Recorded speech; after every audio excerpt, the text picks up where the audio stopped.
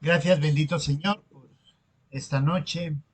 Gracias por podernos reunir una noche más. Señor, gracias por el día que nos has regalado y gracias también por poder abrir tu palabra. En primer lugar, Señor, te pido que nos quites todo aquello que realmente nos impide escucharte, todo aquello que nos impide acercarnos a ti y también ayúdanos a ser sensibles a la palabra. Señor, gracias. Y Señor, gracias porque tú cumples tus propósitos y tus promesas en nosotros. Señor, ayúdanos, por favor, a ser sensibles. En el nombre de Cristo Jesús. Amén. Pues hoy estamos poquitos, pero vamos a continuar.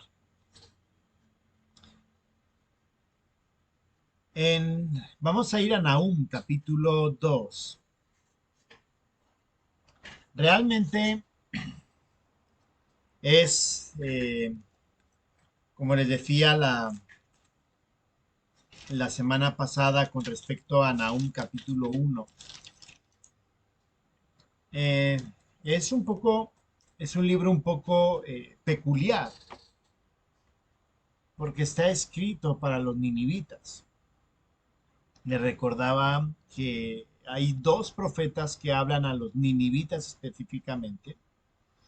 Uno fue Jonás, antes de eh, la conquista de Asiria a Israel.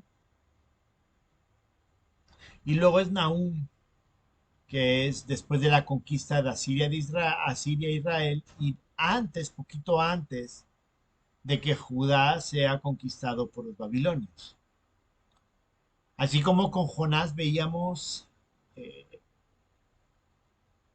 un corazón genuino que se arrepentía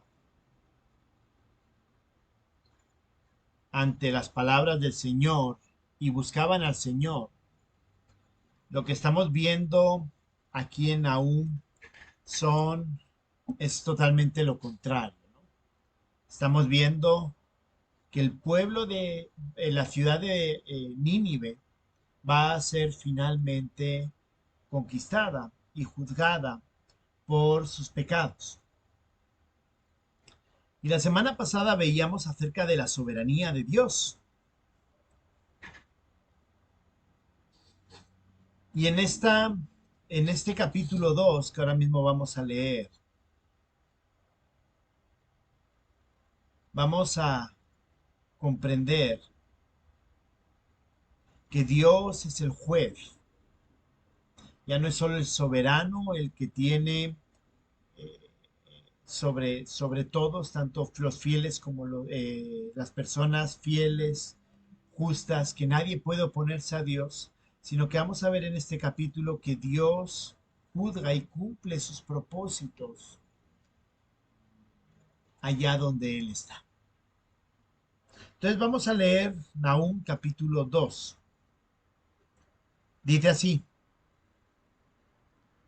Subió destruidor contra ti, guarda la fortaleza, vigila el camino, cíñete los lomos, refuerza mucho tu poder, porque Jehová restaurará la gloria de Jacob como la gloria de Israel, porque saqueadores los saquearon y estropearon sus mugrones.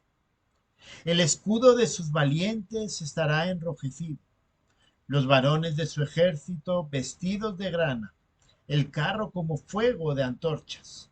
El día que se prepare, temblarán las sayas. Los carros se precipitarán a las plazas, con estruendo rodarán por las calles. Su aspecto será como antorchas encendidas, correrán como relámpagos. Se acordará él de sus valientes, se atropellarán en su marcha. Se apresurarán a su muro y la defensa se preparará. Las puertas de los ríos se abrirán y el palacio será destruido y la reina será cautiva. Mandarán que suba y sus criadas la llevarán gimiendo como palomas, golpeándose sus pechos. Fue Nínive de tiempo antiguo como estanque de aguas, pero ellos huyen. Dicen, deteneos, deteneos, pero ninguno mira. Saquead plata, saquead oro, no hay fin de las riquezas y suntuosidad de toda clase de efectos judiciales. Vacía, agotada y desolada está, y el corazón desfallecido, temblor de rodilla, dolor en las entrañas, rostros demudados. Que es de la guarida de los leones y de la majada de los cachorros de los leones, donde se recogía el león y la leona, y los cachorros del león, y no había quien los espantase. El león arrebataba en abundancia para sus cachorros, y ahogaba para sus leonas, y llenaba de presa sus cavernas, y de robo sus guaridas. Heme aquí contra ti, dice Jehová de los ejércitos. Encenderé y reduciré a humo tus carros, y espada devorarán tus leoncillos, y cortaré de la tierra tu robo, y nunca más se oirá la voz de tus mensajeros. Si vemos la historia que está narrando aquí Nahum, Nahum está describiendo cómo la ciudad de Nínive va a ser completamente destruida. Habla de la caída, pero no solamente lo habla de forma general, sino que habla de forma muy específica, relatando eventos, relatando acciones que va a ocurrir en esa caída. Por lo tanto, vamos a ver hoy que Dios va a cumplir sus propósitos. Y creo que eso es una enseñanza no solo para los creyentes, sino para los no creyentes. Pues lo hemos repetido ya muchas veces acerca del mundo que estamos viviendo.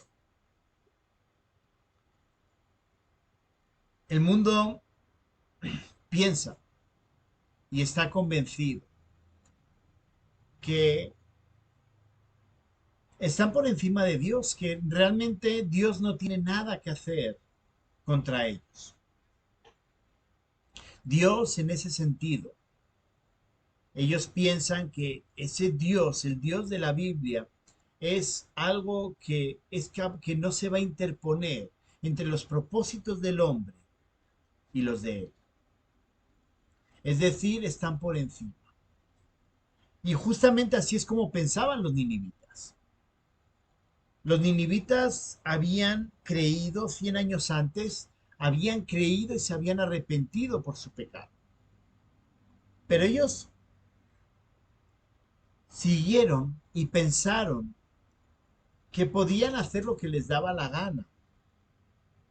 Básicamente Dios va a juzgar que ellos se extralimitaron y que en ningún momento temieron a Dios. Y entonces Dios los va a juzgar. Pero ellos piensan que eso no va a pasar. Leía hoy, no sé si es verdad o no, decían que la UEFA allá en Europa va a sancionar al Real Madrid, porque el mes pasado, que era el mes del orgullo LGTBI, del orgullo gay y todas esas cosas, pues básicamente habían como que había habido el compromiso de poner la bandera del movimiento LGTBI, pues hacerla visible a través del escudo y a través de ciertos elementos. Pues algunos lo llevaban en el brazalete de capitán, etcétera. Pues llevar ese elemento como apoyo a esa comunidad. Y según dicen que el Real Madrid no lo hizo y la UEFA lo va a sancionar.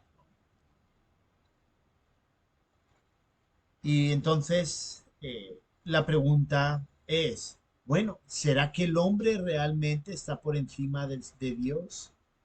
¿Será que Dios no ve esas cosas?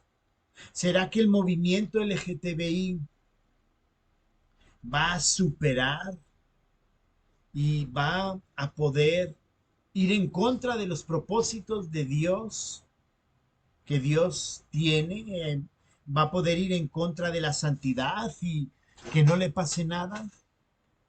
Pues lo que vamos a ver hoy es que no. Quizá Dios permita durante cierto tiempo que estos pecados y estas personas pues puedan triunfar entre comillas. Pareciera que les va bien, como a los ninivitas. Ellos se arrepintieron, pero después hicieron como que no había Dios, no temieron a Dios. Y pasaron 100 años, pero finalmente Dios los castiga por ese pecado.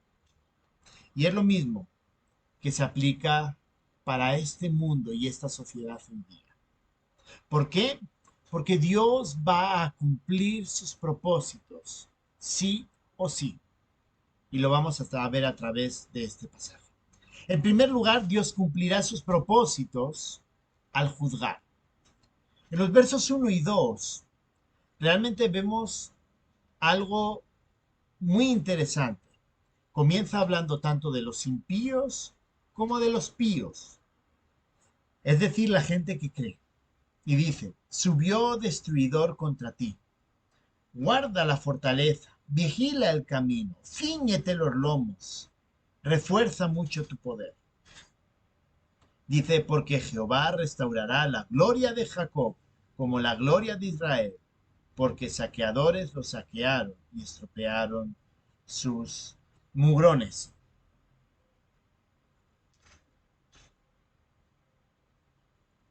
Vemos a Asiria, que Asiria había, se había excedido en el castigo contra Israel, y Asiria también había abusado y se había olvidado de Dios.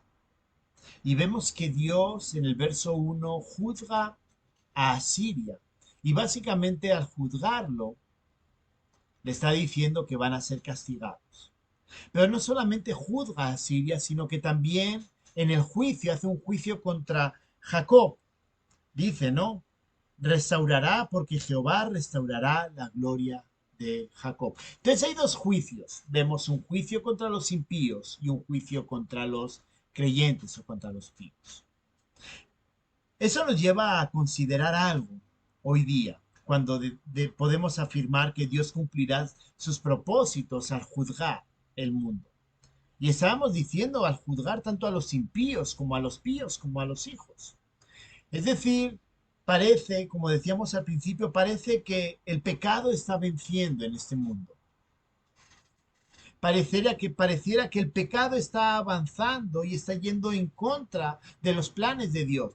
Parece que Dios ha perdido.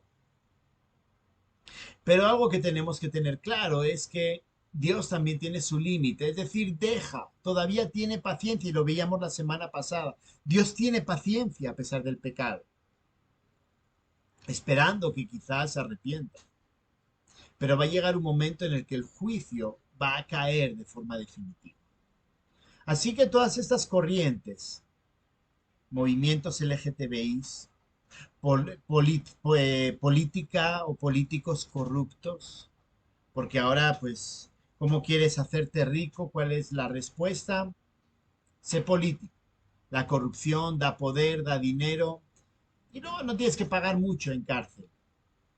Te vas a enriquecer, vas a ser poderoso. Pero hermanos, tenemos que pensar que eso un día va a terminar. El ejemplo que ellos están dando y pensando que no pasa nada al pecar contra la santidad de Dios, eso un día va a terminar. El día lo establece el Señor. También tenemos que tener claro, va a haber un día que va a ser el juicio definitivo y ellos van a ir al infierno.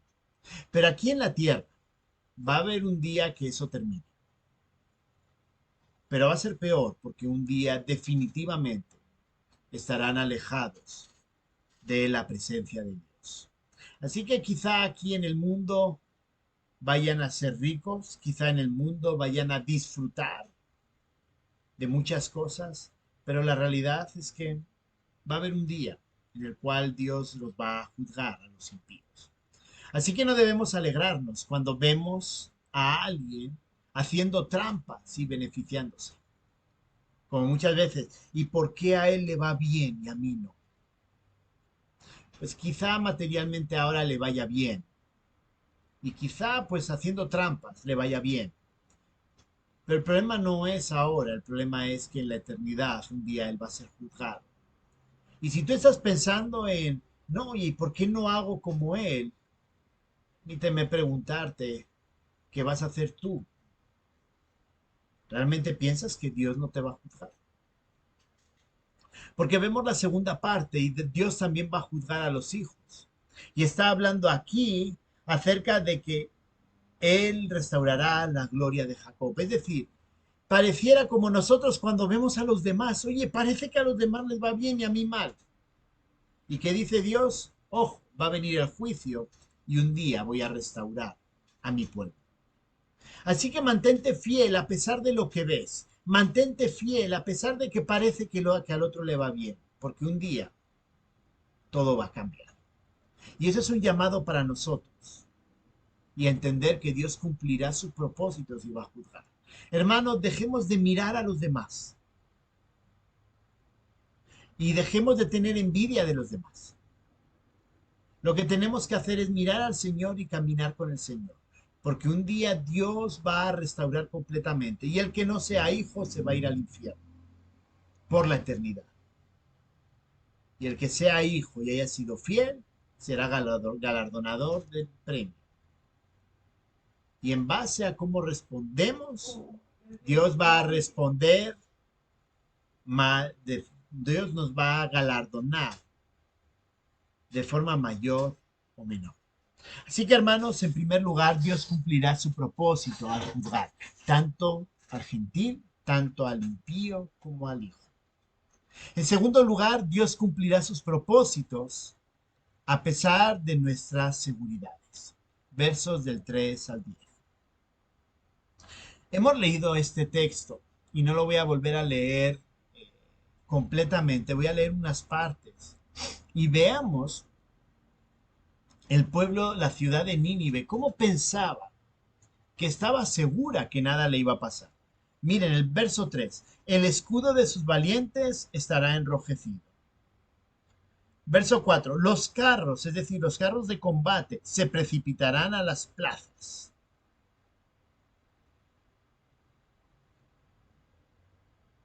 Se acordarán, verso 5, se acordará el de sus valientes, se atropellarán en su marcha. Verso 6, las puertas de los ríos se abrirán y el palacio será destruido. La reina, verso 7, será cautiva. Verso 9, saquead plata y saquead oro, no hay fin de las riquezas. Verso 10, vacía, agotada y desolada está el corazón desfallecido. Miren qué interesante. Vemos cómo Dios a través de este texto describe el ataque que ha hecho a lo que ellos confiaban. Confiaban en su riqueza, oro y plata. Confiaba en su ejército y básicamente está diciendo ese ejército en el que confiaba va a sufrir y va a ser derrotado. Confiaba en sus puertas, confiaba en sus murallas, va a ser derrotado. Hermanos, usted y yo podemos tener seguridades. No, mire hermano, es que yo tengo en mi cuenta bancaria, yo tengo tanto dinero. Es que yo he ahorrado toda la vida. Es que yo lo he invertido en terrenos y tengo no sé cuántos lotes o tengo no sé cuántas casas. No, es que yo voy a vender y voy a comprar y voy a de esa manera voy a tener la seguridad. Y algo que nos deja bien claro aquí el Señor es que lo que nosotros tengamos planificado, a Dios no le importa. ¿Por qué? Porque Dios va a cumplir sus propósitos, sí o sí. Hermanos, Dios va a cumplir sus propósitos, sí o sí. No importa lo que usted haya planificado. Y alguno me puede decir, sí, pero el Señor manda pues que ahorremos, el Señor manda que nos preparemos. Sí, estoy de acuerdo.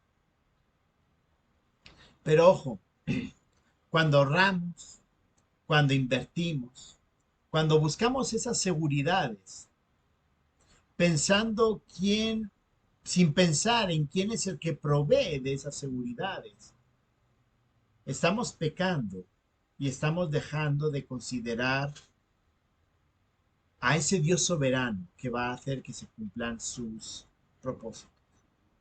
Si pienso que yo a través de todo lo que vaya a tener, ahorrar, comprar, ya no me va a pasar nada.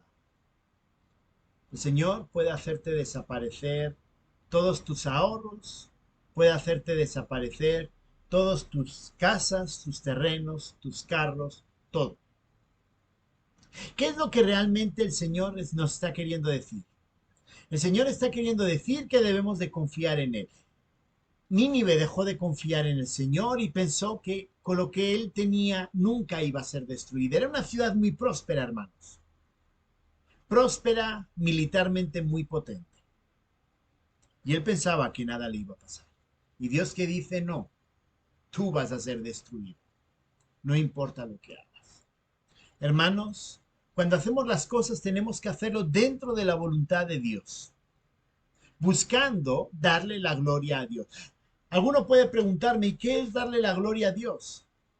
Darle la gloria a Dios significa que lo que yo hago y lo que yo tengo sirve para que yo muestre quién es Dios, el carácter de Dios. Si yo me compro casas para rentar, yo hincho mi cuenta corriente, mi cuenta en el banco para... ¿Qué le estoy diciendo al mundo? Lo que le estoy diciendo es, Dios no me importa, porque yo mi seguridad está en mis ahorros y mis inversiones. Yo puedo tener ahorros e inversiones, pero yo puedo seguir dependiendo del Señor. ¿Por qué? Porque mostrar la gloria de Dios significa también ayudar al prójimo. Y significa que esos ahorros y esas inversiones pueden ayudar a la persona que tengo a mi lado con necesidad. Voy a ser directo. Quizá a través de esas casas que yo tengo, esos apartamentos, quizá pueda ayudar a una familia pues que tiene problemas para pagar su renta y que necesita ayuda. Ah, no, pero es que tengo que sacarle dinero. ¿En quién confías? ¿En el Señor o en cómo te reditúa un apartamento? ¿Confías en el Señor y le das gloria al Señor con lo que tienes y compartes?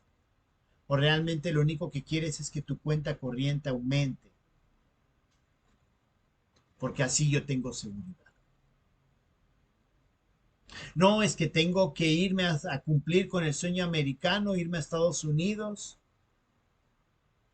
porque no creo en la provisión y en la providencia de Dios en los momentos de dificultad.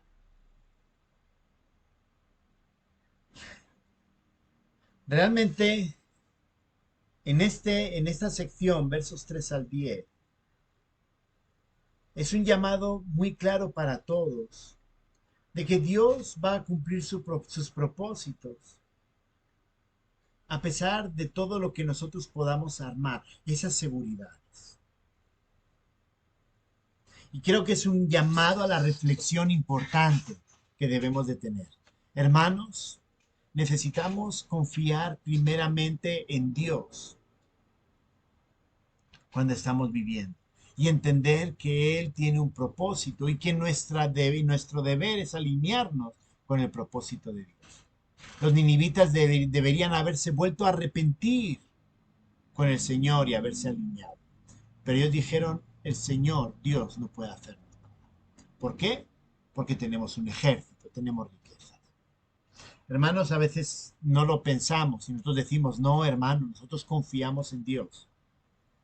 Pero la realidad de nuestro corazón es que confiar en Dios va al final, después de confiar en lo que tenemos. Y hermanos, eso es un pecado que es muy fácil de caer. Yo no estoy diciendo con esto que yo sea perfecto y que sea y que confío y que lo hago plenamente. Hermanos, muchas veces yo batallo. Batallo es confiar en la provisión del Señor. Algo que resulta bien interesante es que cuando uno se dedica al ministerio, generalmente, a no ser de que sea una iglesia grande o una denominación grande que pueda sostenerte con un sueldo, generalmente dependemos de la generosidad de las personas y pues de que haya recursos. Y hermanos, ha habido veces que personalmente hemos tenido meses en los cuales no ha entrado nada. Y uno dice, bueno, Señor, teníamos, y eso significa que hay que gastar, pero si gastas, si no, o sea, todos sabemos las reglas, si sacas, si no pones dinero en la cuenta, eso obviamente se reduce, ¿no? Pero el punto no es ese, el punto es confiar en aquel que va a hacer cumplir sus propósitos. Y a veces Dios nos lleva a a esos caminos complicados donde muchas veces uno se pregunta, bueno, Señor, ¿será que busco un trabajo para asegurar el sustento? ¿O realmente entiendo que lo que yo estoy haciendo es debido a tu llamado y para darte la gloria voy a confiar y yo sé que tú vas a proveer, tú vas a sostener, tú eres mi seguridad? Hermanos, ese es el punto al que tenemos que llegar. Dios cumplirá sus propósitos a pesar de nuestra seguridad. O dicho de otro modo, Dios cumplirá sus propósitos y Él nos dará la verdadera seguridad. En tercer lugar, versos 11 al 13, termina hablando acerca de cumplir sus propósitos. Dice, y la palabra de Dios será vivificada a pesar de lo que piensa el hombre. Versos 11 al 13. ¿Qué es de la guarida de los leones y de la majada de los cachorros de los leones? Donde se recogía el león y la leona y los cachorros de león y no había quien los espantase. El león arrebataba en abundancia para sus cachorros y ahogaba para sus leonas y llenaba de presa sus cavernas y de robo sus guaridas. Heme aquí contra ti, dice Jehová de los ejércitos. Encenderé y reduciré a humo tus carros, y espada devorarás tus leoncillos, y cortaré de la tierra tu robo, y nunca más se oirá la voz de tus mensajeros. Aquí lo que está diciendo básicamente es que lo que Dios afirma, esa palabra de Dios será, lo que es lo mismo decir, lo que Dios afirma, la palabra de Dios será vivificada, a pesar de lo que piensa el hombre. No importa lo que tú pienses, no importa cómo lo pienses, no importa los planes, Dios va a ejecutar su palabra, sí o sí. Y eso es algo que tiene que ver con el cumplimiento de los propósitos de Dios. Dios cumplirá sus propósitos, ¿por qué? Porque la palabra de Dios va a ser vivificada. O sea, Dios no solo es soberano, sino que Dios va a cumplir lo que Él ha establecido. ¿Por qué? Porque lo ha dicho Dios. Y eso nos debería de dar a nosotros seguridad, hermanos. Yo puedo entender que un no creyente pues busque confiar en las cosas en medio de sus inseguridades. Pero hermanos, es grave cuando como creyentes confiamos más en las cosas que en lo que Dios dice, en la palabra de Dios. Lo voy a poner de esta manera. Todos sabemos Primera de Corintios que enseña y nos dice que abrigo y techo y abrigo vamos a tener. Y hermanos, pareciera que muchas veces nos volvemos ansiosos. No, no, no. ¿Y ahora qué? ¿Y cómo lo vamos a hacer? ¿Y qué vamos a hacer? El Señor ha dicho que sustento y abrigo no nos va a faltar. Hermanos, eso quiere decir que lo va a dar. Y su palabra va a ser vivificada, es decir, Dios va a cumplir sus propósitos a través de lo que Él ha dicho. Y hermanos, tenemos la palabra de Dios, donde nos da sus propósitos, donde nos dice, nos cuenta sus propósitos y nos cuenta sus promesas. Y nos cuenta cómo nos cuida. Y nos cuenta también que en medio de las dificultades, en medio de las penas, en medio de los problemas, en medio de las enfermedades, Dios está con nosotros, cuidando. Pero Señor, yo quiero estar sano. Sí, pero quizá lo que debes de pensar es que a través de tu enfermedad tú vas a dar gloria a Dios. Y Él te va a sostener. Nadie ha dicho que te vaya a curar. Él ha dicho que te va a sostener. Y en medio de las disputas, quizá de los problemas con tu esposa, con tu familia, ¿qué es lo que dice? Que debemos de buscar a Dios para que Dios mantenga unida a través de él su familia. No, es que ya no aguanto más a mi esposa. ¿Qué es lo que dice el Señor? Quien une a la familia es Dios. Busquen a Dios y entonces Él va a vivificar, va a cumplir su palabra. Así que hermanos, este capítulo 2 es, después de haber visto la soberanía de Dios en el capítulo 1, vemos un poco más de la soberanía de Dios, pero ¿cómo? Cumpliendo sus propósitos. Dios va a cumplir sus propósitos, porque va a juzgar. En segundo lugar, a pesar de nuestras seguridades, de todo aquello que pensemos que nos va a proteger. Y en tercer lugar, Dios cumplirá sus propósitos a través de su palabra viva. Así que hermanos, confiemos en el Señor en todo momento. Dios iba a juzgar a Nínive y lo va a hacer porque lo va a hacer. Dios va a cumplir sus propósitos en nosotros. ¿Por qué? Porque Dios lo ha prometido. Quizás sus propósitos no sean lo que a mí me interesaría. Pasar por dificultades a mí no me interesa, ni me gusta. Pero Dios te hace pasar por problemas para que muestres y des gloria a Dios a través de las dificultades y te parezcas más a Cristo y des testimonio. Así que ánimo, hermanos. Dios cumplirá sus propósitos en nosotros. Vamos a terminar ahora. Gracias, bendito Señor, porque tú cumples tus propósitos en nuestras vidas. Gracias, Señor, porque no hay nada que impida tu cumplimiento. Y Señor, te ruego que nos ayudes a confiar en ti.